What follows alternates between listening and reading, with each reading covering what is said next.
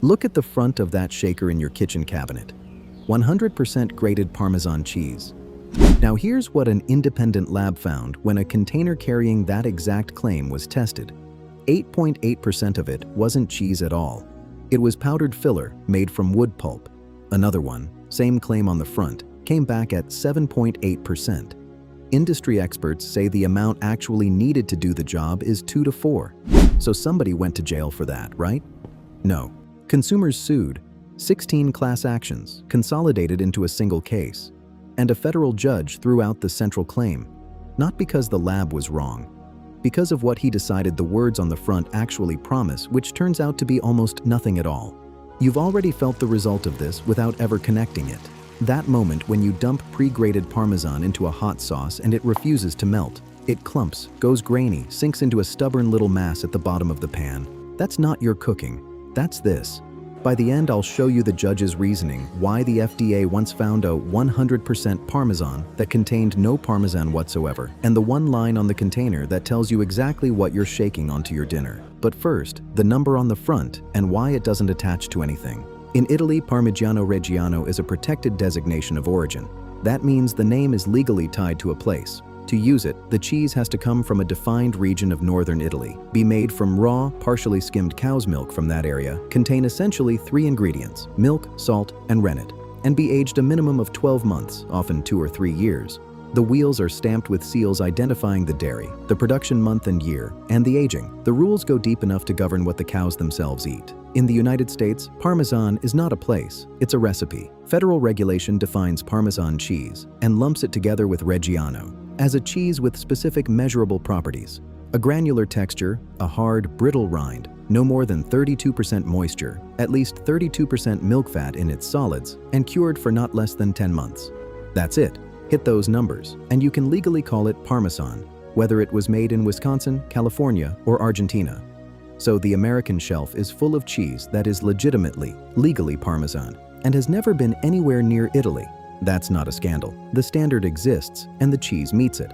But notice what the standard is doing. It's describing a chemistry, not an origin. 10 months of aging is the floor here. The Italian original starts at 12 and routinely goes far beyond. And once Parmesan is a set of numbers rather than a place, the door opens for a much wider range of products to walk through it wearing the same word. Which brings us back to that factory in Pennsylvania and how far through that door somebody was willing to walk. The company was Castle Cheese, and according to Bloomberg's reporting on the FDA case, it had been doctoring what it sold as 100% real Parmesan with cut-rate substitutes and fillers. Instead of Parmesan, investigators described a blend of cheaper cheeses, Swiss, mozzarella, white cheddar, Havarti, combined with filler and sold under the Parmesan name. And this wasn't a small regional operation. Reporting on the case tied the company's product to store brands sold at major national retailers and to a wholesale grocer network supplying thousands of retail stores across dozens of states. The company's president was scheduled to plead guilty to criminal charges carrying up to a year in prison and a $100,000 fine. The company filed for bankruptcy. Now, the natural question, the one every reporter asked next, was obvious. If one supplier was doing this for decades, how much of what's on the shelf right now is what it claims to be? So Bloomberg did something clever. Rather than speculate, they bought grated cheese off ordinary store shelves and sent it to an independent laboratory to be tested. Not for cheese type, for filler. Specifically, for how much cellulose each product contained. Here's what came back, and these numbers are the reason this story exploded. A store brand product labeled 100% grated Parmesan tested at 8.8% cellulose. A major retailer's own house brand, also labeled 100% grated Parmesan, came in at 7.8%. A national brand tested at 3.8%. And a natural food store's brand, which didn't even list cellulose on its label, still showed up at 0.3%. Put those against the benchmark. A cheese technologist at a dairy research center told Bloomberg that cellulose is a safe additive and that the acceptable level is somewhere between 2 and 4%. 2 of those products were roughly double that. And on top of it, the largest seller of hard Italian cheese in the US estimated that around 20% of hard Italian cheeses on the American market are mislabeled in some way. So, what exactly is cellulose, and why is it in cheese at all? Cellulose is the structural fiber that makes up plant cell walls. The powdered form used in food is commonly produced from wood pulp, which is where every headline about this story got its hook. In grated cheese, it does a real and boring job. It's an anti-caking agent. Grated cheese is moist and sticky, and left alone, it clumps into a solid brick in the container. Cellulose coats the shreds, absorbs surface moisture, and keeps them loose and shakeable. It's also in shredded cheese bags, ice cream, baked goods, and plenty of other products. And here is where I have to slow down and be straight with you, because this is the part almost every video about this story gets wrong. Deliberately. The headline said you were eating wood. That framing was sensational, and it wasn't accurate. Powdered cellulose is a processed, tasteless, odorless powder. Nothing about it resembles sawdust or a wood chip. Fact-checkers who looked at the coverage concluded the FDA's investigation was about honest labeling, not safety, and that cellulose is considered safe at the concentrations involved. Fiber is fiber. Your body doesn't digest it, and that's the point of it being there.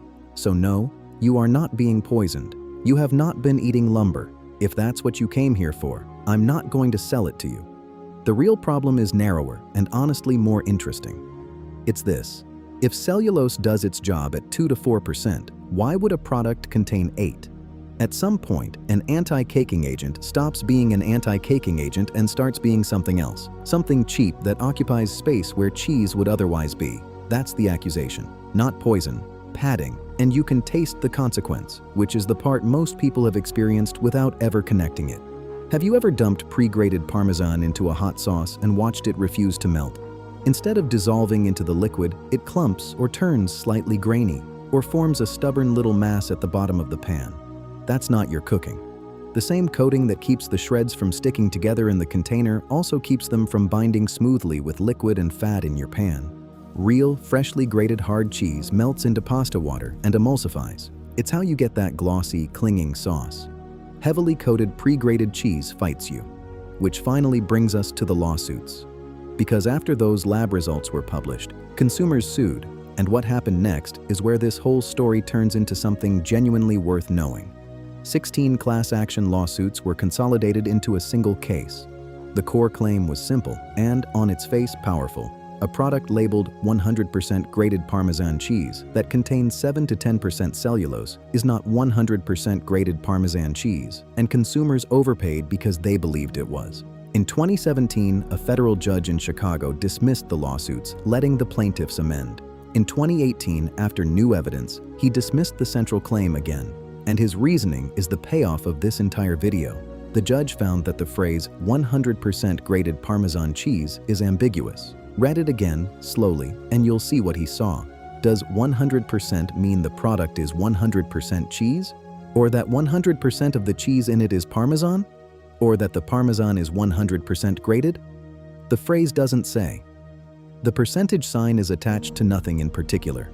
He also held that reasonable consumers would not be misled when the ingredient line clearly lists cellulose powder, and, memorably, that reasonable consumers do not approach or interpret language in the manner of a linguistics professor. This was despite evidence that 2 linguistics professors and, in the plaintiff's survey, the vast majority of surveyed consumers read it exactly the way you probably just did. The company welcomed the ruling and said it was pleased the judge found reasonable consumers would not be confused when the ingredient line clearly lists cellulose powder. Some narrower state-level claims were allowed to proceed. Specifically, the allegation that the ingredient list described cellulose as preventing caking when it was allegedly also serving as filler, and the litigation continued on appeal after that. So this is not a story where anyone was found guilty of deceiving you. Quite the opposite, legally speaking. But sit with what that actually establishes. The defense of 100% grated Parmesan was not, yes, it's 100% Parmesan. The successful defense was that the phrase never clearly promised that in the first place, and that the truth was available to you in the ingredient list, in small type, if you'd read it. That is the entire thesis of this channel, delivered by a federal court. The big words on the front are a mood. The ingredient line is the contract, and when they conflict, the ingredient line wins, legally, and in your pan, which raises one more thing worth noticing, and once you see it, you can't unsee it. That familiar green shaker sits on a dry shelf at room temperature, sometimes for months, next to the pasta. Real cheese is a refrigerated, perishable product. Shelf-stable grated cheese has been made shelf-stable, dried down, coated, and often preserved. It's not a trick, and it's not dangerous, but it is a clue about how far the product has traveled from a wheel of cheese. and it's been sitting in plain sight in your cabinet the whole time. So let's ground this before we finish, because this channel doesn't do panic.